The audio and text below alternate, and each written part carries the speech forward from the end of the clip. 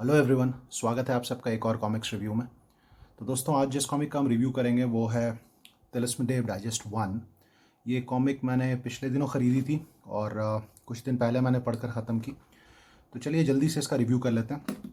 ये किताब राज comics bye Manoj Gupta द्वारा प्रकाशित है। तो दोस्तों, इसी चैनल पर मैंने कुछ दिनों पहले राज कॉमिक्स बाय मनोज गुप्ता की जो शक्ति डाइजेस्ट 1 आई थी उसका रिव्यू किया था।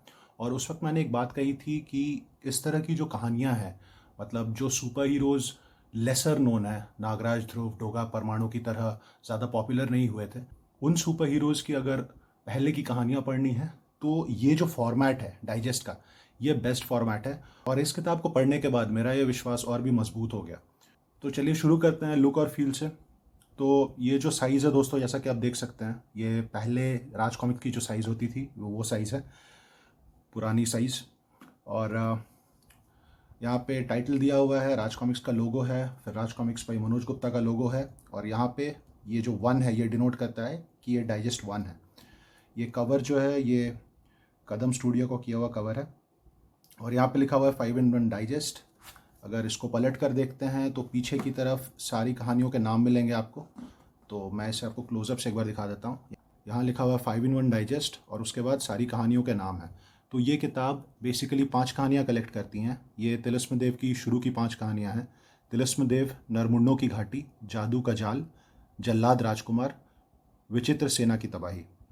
उसके बाद नीचे आएंगे तो यहाँ पे rajcomics.net, जो राज कॉमिक्स बाय मनोज गुप्ता की वेबसाइट है, उसका एड्रेस है। और यहाँ पर उनका जो फेसबुक ग्रुप है उसे ज्वाइन करने के लिए रिक्वेस्ट की हुई है। यहाँ पे ISBN है और यहाँ पे प्राइस है 200 रुपये। और ये मैंने पिछली बार भी कहा था, शक्ति का जो डाइजेस्ट था, अगर मैं गलत नहीं हूँ तो उसमें 6 कॉमिक्स थी और उसका प्राइस था 240 रुपये। उस हिसाब से एक कॉमिक का प्राइस पड़ता है 40 रुपये और किसी किसी सेलर के पास ये कॉमिक आपको डिस्काउंट में भी मिल जा सकती है, जिससे कि वो प्राइस और थोड़ी कम हो जाती है। सो ऑन एन एवरेज एक कॉमिक का प्राइस 35 से 40 रुपये आपको पड़ेगा। इसमें क्योंकि 5 कॉमिक्स हैं और इसका प्राइस 200 रुपये है तो इसका भी एवरेज 40 रुपीज़ पर कॉमिक होती है। और जैसा कि मैंने आपको कहा, अगर थोड़ा डिस्काउंट आपको मिल जाता है तो वो 40 से भी कम हो जाएगी।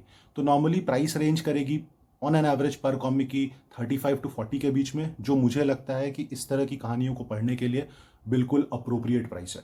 एक बार मैं आपको स्पाइन दिखा देता हूँ। स्पाइन में आप देख सकते हैं राज कॉमिक्स बाय मनोज गुप्ता का जो लोगो है वो है तिलिस्म देव 1 और यहाँ राज कॉमिक्स लिखा हुआ है। तो दोस्तों, अगर कहानियों की बात करें तो कहानियाँ बहुत सिंपल हैं, बहुत बेसिक हैं। पुराने ज़माने की जो राजा महाराजाओं की कहानियाँ होती थी, ये उस तरह की कहानियाँ हैं। सबसे पहली कहानी जो है तिलिस्म देव, उस कहानी के बारे में आपको बता दूं कि वो ओरिजिन स्टोरी है तिलिस्म देव की। उसमें बताया गया है कि तिलिस्म देव आखिर तिलिस्म देव बनते कैसे हैं। अब उस कहानी के बारे में मैं इससे ज़्यादा आपको बताना नहीं चाहूँगा, नहीं तो स्पॉइलर हो जाएगा। और फिर उसके बाद की जो कहानियाँ हैं, 4 कहानियाँ, उनमें सब में एक पैटर्न है। हर कहानी में किसी एक राज्य के बारे में बताया गया है, जिसमें कि एक राजा है, एक रानी है, उसके बेटे हैं और इस तरह की फैमिली है।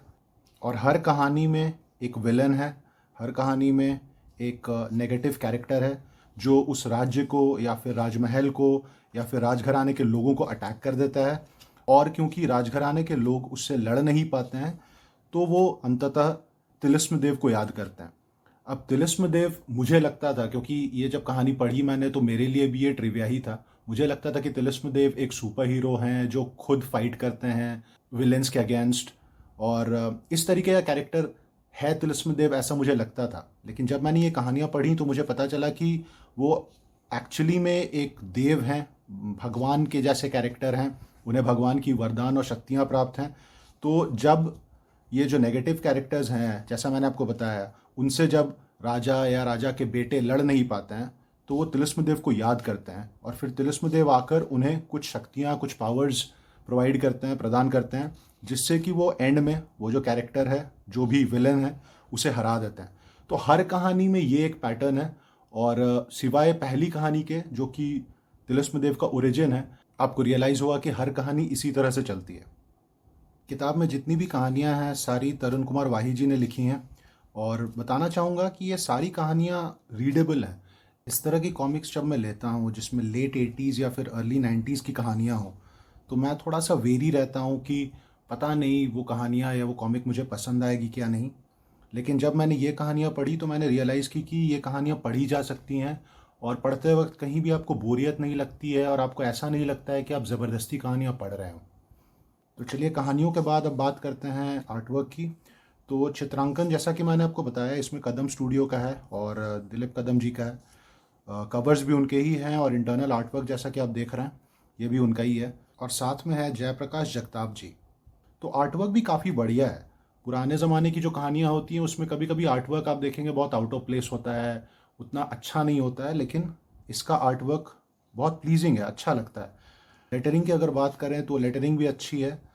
जो डायलॉग्स हैं जैसा कि मैंने आपको पहले ही बताया, सिंपल हैं, समझने में आसान है। किसी भी डायलॉग को आपको 2 बार 3 बार नहीं पढ़ना पड़ता है समझने के लिए।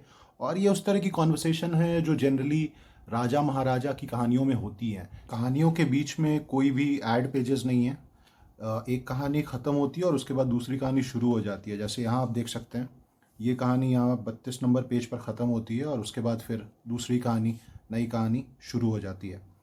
हाँ, हालांकि एक फीडबैक है जो मैंने शक्ति डाइजेस्ट 1 रिव्यू करते वक्त भी कहा था, और वो ये कि अगर इसमें वो कवर्स डाल पाएँ, जो भी कॉमिक्स कलेक्ट करती है डाइजेस्ट, उसकी अगर कवर्स डाल पाएँ, बीच में नहीं भी तो एंड में, तो वो एक कलेक्टेबल आइटम हो जाएगा कलेक्टर्स के लिए। तो वो कोशिश कर सकती है राज कॉमिक्स बाई मनोज गुप्ता, क्योंकि इस किताब में भी कवर्स नहीं कलेक्ट हुए हैं। तो जब मैं कहता हूँ कवर्स नहीं कलेक्ट हुए हैं, उसका अर्थ ये है, जैसे ये आप देख सकते हैं, एक कवर है और ये पहली जो कहानी है तिलिस्म देव उसकी कवर है। और उसके बाद फिर जब मैं इसे खोलता हूँ तो अंदर के भाग में यहाँ पर एक कवर है। ये आखिरी कहानी जो है ये उसका कवर है, विचित्र सेना की तबाही। और फिर पीछे के कवर के इंटरनल पार्ट में आप देख सकते हैं यहाँ भी एक कवर है, और ये भी एक कहानी का ही कवर है, वो जल्लाद राजकुमार का कवर है। और आखिर में आप जो ये पीछे कवर देख रहे हैं, ये है जादू का जाल जो कहानी, उसका कवर। तो इस तरह से कवर्स कलेक्टेड तो हैं। हाँ, हालांकि कहानियाँ 5 हैं और जैसा कि मैंने आपको दिखाया 1 2 3 और 4 कवर्स 4 ही कलेक्टेड हैं। एक कहानी जो है नरमुंडों की घाटी, उसका कवर है नहीं। तो इस तरह से कवर्स कलेक्टेड हैं। हालांकि अगर लास्ट में ये कवर्स एक एक पेज पर दे दें तो वो ज़्यादा बेटर रहेगा। ये एक फीडबैक है जो राज कॉमिक्स बाई मनोज गुप्ता चाहे तो इम्प्लीमेंट कर सकती है। इसके अलावा मैं समझता हूँ कि ये किताब पढ़ने योग्य है। कहानियाँ पुरानी हैं, पुराने ढर्रे से लिखी हुई हैं, उसके बावजूद क्वाइट रीडेबल हैं। और जो भी दोस्त हैं जो राज कॉमिक्स के इन हीरोज़ की, तिलिस्म देव हो गया या फिर गोजो, शुक्राल, अश्वराज, इन कैरेक्टर्स की कहानियाँ पढ़ना चाहते हैं, मैं रेकमेंड करूँगा ये फॉर्मेट उनके लिए सबसे बेस्ट है। डाइजेस्ट फॉर्मेट है, सारी कहानियाँ एक साथ एक किताब में मिल भी जाती हैं, प्राइस भी बहुत रीज़नेबल है, और ये किताब देखने में लुक और फील और बिल्ड में भी काफ़ी बढ़िया है। तो ये था दोस्तों मेरा रिव्यू तिलिस्म देव डाइजेस्ट 1 का। अगर आपने ये किताब पढ़ी है तो कमेंट्स में ज़रूर बताएं कि आपको कहानियाँ कैसी लगी। अब मुलाकात होगी आपसे एक दूसरे वीडियो में, तब तक के लिए खुश रहिए, आबाद रहिए और कॉमिक्स पढ़ते रहिए। जय तिलिस्म देव।